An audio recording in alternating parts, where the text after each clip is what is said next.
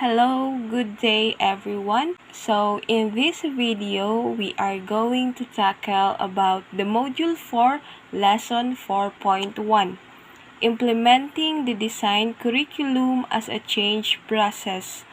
From the previous modules and discussions, we have learned about how to plan and design a curriculum. The next step after a curriculum planning and designing is to implement it. As a future teacher, we need to learn that this is one of the major roles that you do in the school. Many of the curriculum that you use may have been recommended and written down. Your task is to implement such. Daily, your lesson plan should be ready for implementation. The success of learning depends on your implementation effort.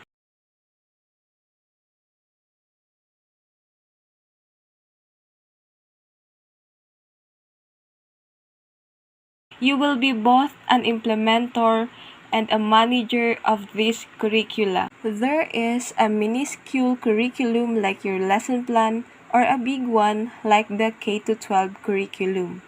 You will be both an implementer and a manager of this curricula. You will put action to what has been planned and designed. It is you, the teacher, who will add more meaning to the various activities in the curriculum. This is what we call teaching styles. You have to make the day of the learners interesting, engaging, and unforgettable. No curriculum should stop at planning or designing phase. It has to be implemented. Before we proceed to our proper discussion, let me first present the desired learning outcomes of this lesson. First is to define curriculum implementation. Then, analyze what is change process in curriculum implementation. Lastly, explain the process of curriculum implementation. In Lesson 4.1, Implementing the Design Curriculum as a Change Process, we have 3 subtopics that we are going to discuss in this lesson. The first one is curriculum implementation defined, and then curriculum implementation as a change process, and lastly, categories of curriculum change. Sometimes we hear our teachers say, "Here goes again, another curricular change. We are already overloaded. Why do we have to do this?" This is a common voice that we hear from teachers and curriculum implementers. But as we mentioned earlier, change is inevitable in curriculum development. To be relevant, we need to change. A change for the better, and it can be obviously seen through implementation. Following the curriculum models of Tyler, Taba, Saylor, and Alexander or Lewis, the next step to curriculum designing, which is curriculum implementing. This is the phase where the teacher's action takes place. It is one of the most crucial process in curriculum development, although many education planners would say a good plan is work half done. If this is so, then the other half of the success of curriculum development rests on the hands of the implementer, who is the teacher. Then the other half of the success of curriculum development rests on the hands of the implementer, who is the teacher. There are different given definition of curriculum implementation, like how SADC MOE Africa in 2000 defined curriculum implementation. Curriculum implementation for them means putting into practice the written curriculum that has been designed in syllabi, course of study, curricular guides, and subjects. It is a process wherein the learners acquire the planned or intended knowledge, skills, and attitudes that are aimed at enabling the same learners to function effectively in society. While for Ornstein and Hankins in 1998, they define curriculum implementation as the interaction between the curriculum that has been written and planned and the persons who are in charge to deliver it. So the persons that is talking about in this definition is the teachers itself. To them, curriculum implementation implies the following. First, the shift from what is current to a new or enhanced curriculum. Then, change in knowledge, actions, attitudes of the persons involved. Next is change in behavior using new strategies and resources. And lastly, change which requires efforts, hence goals should be achievable. Also, for Lux and Lieberman in 1983, they defined curriculum implementation as the trying out of a new practice and what it looks like when actually used in school system. It simply means that implementation should bring the desired change and improvement. In the classroom context, curriculum implementation means teaching what has been written in the lesson plan. Implementing means using the plan as a guide to engage with the learners in the teaching-learning process, with the end in view that learning has occurred and the learning outcomes have been achieved. It involves the different strategies of teaching with the support instructional materials to go with the strategy. In a larger scale, curriculum implementation means putting curriculum into operation with the different implementing agents. Curriculum implementation takes place in a school, a class, a district, a division, or the whole educational system, such as in a higher education, curriculum implementation happens for the course, a degree program, the institution, or the whole higher education system. It requires time, money, personal interaction, personal contacts, and most importantly, support. We come now to the curriculum implementation as a change process. In this topic, we are going to talk about the Kurt Lewin's force field theory and the curriculum change. Kurt Lewin is the father of social psychology. He is known as the proponent of the known theory, which is the force field theory. He explains the process of change, and his model can be used to explain curriculum change and implementation. In education landscape, there are always two forces that oppose each other. These are the driving force and the restraining force. As you can see on your screen, the two opposing forces, the driving force and the restraining force. So, when these two forces are equal, the state is equilibrium or balance. And if the forces are equal and balanced, there will be a status quo, which means there will be no change at all in the curriculum. So we can see in figure 1 that driving force is lower than the restraining force. Basically, it means that driving forces is heavier or stronger than the restraining forces in figure 1. To relate it in the curriculum change, basically it means that when the driving force overpowers the restraining force, then change will occur. While on the second figure, the restraining force is stronger than the driving force. In curriculum change, if the opposite happens, that is when the restraining force is stronger than the driving force, change is prevented or will be prevented. And that is the idea of Kurt Lewin in his force field theory. On the illustration, there is driving force. At the center is the equilibrium, and on the other side is the restraining forces.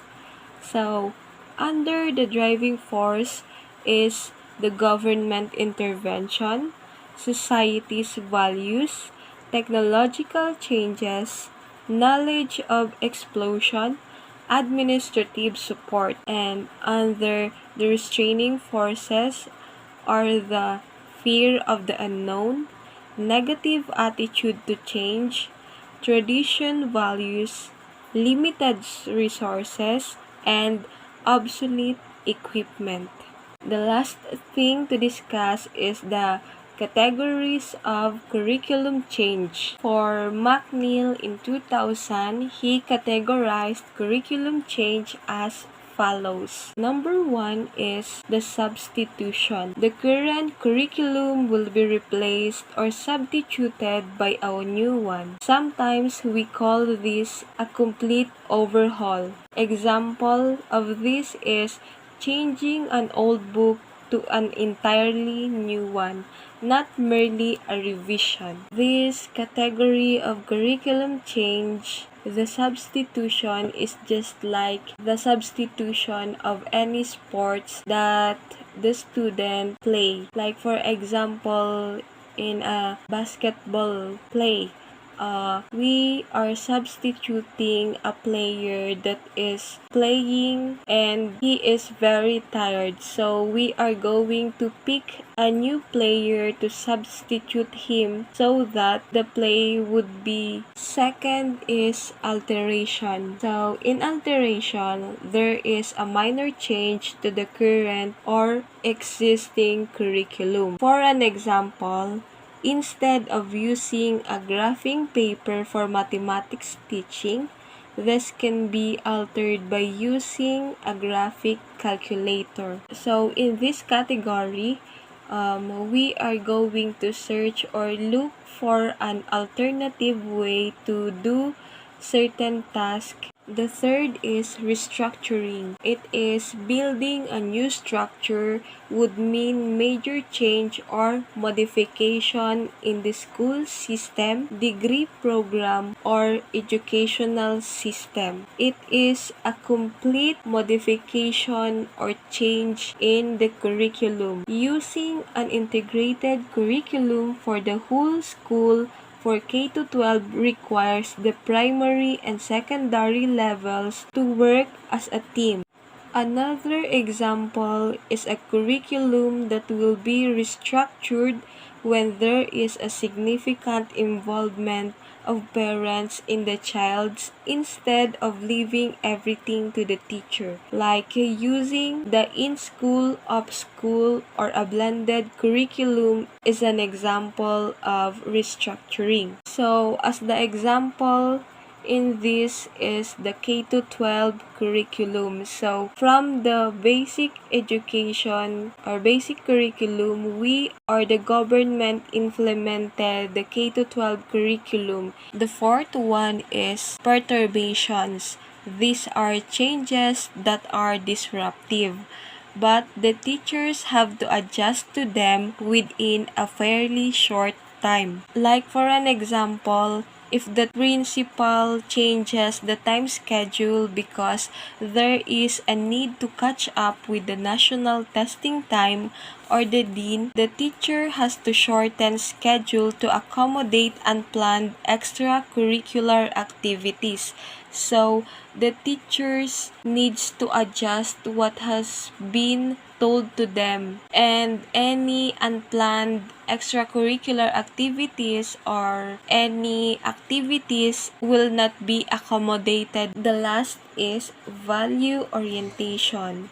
To McNeil, this is a type of curriculum change. Perhaps this classification will respond to the shift in the emphasis that the teacher provides, which are not within the mission or vision of the school or vice versa. For example, when new teachers who are not recruited in religious schools give emphasis on academics and forget the information of values or faith, they need a curriculum value orientation. Likewise, all teachers in the public schools undergo teacher induction program, which is a special curriculum for newly hired teachers. This is very important regardless of the kind of change in curriculum and implementation.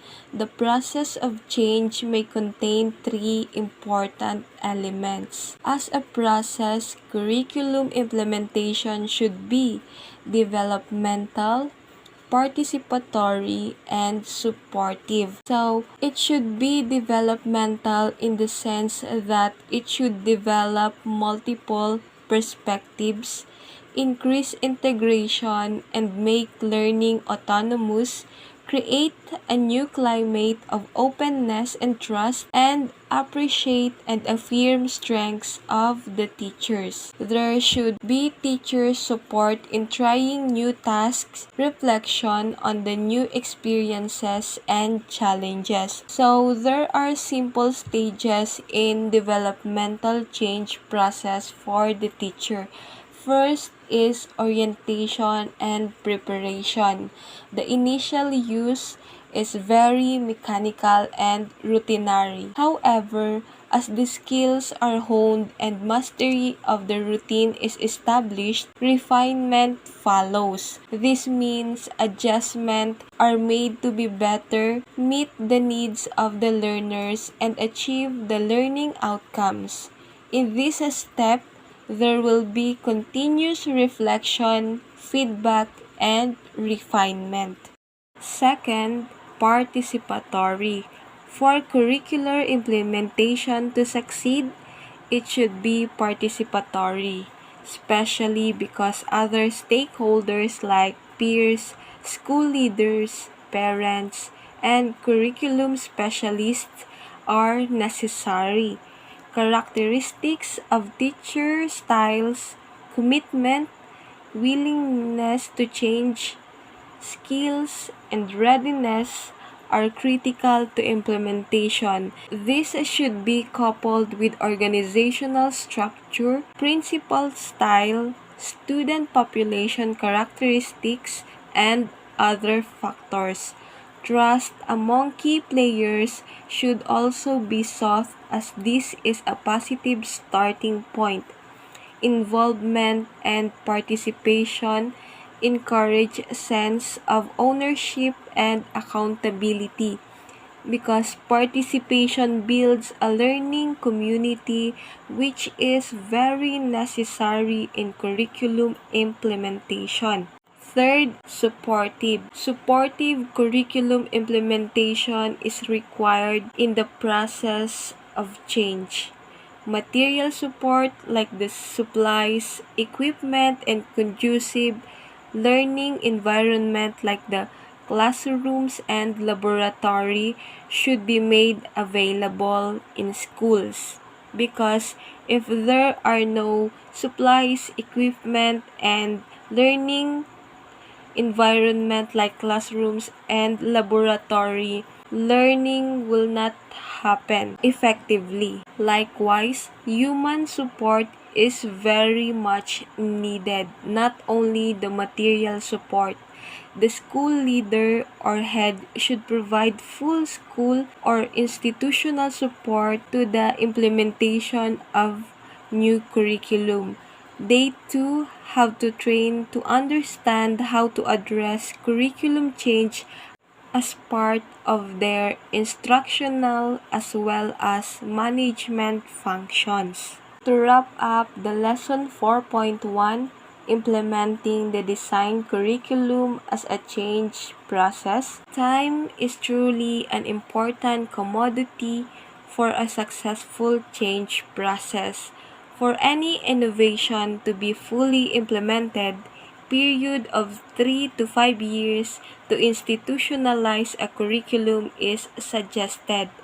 Time is needed by the teachers to plan, adapt, train or practice, provide necessary requirements, and get support.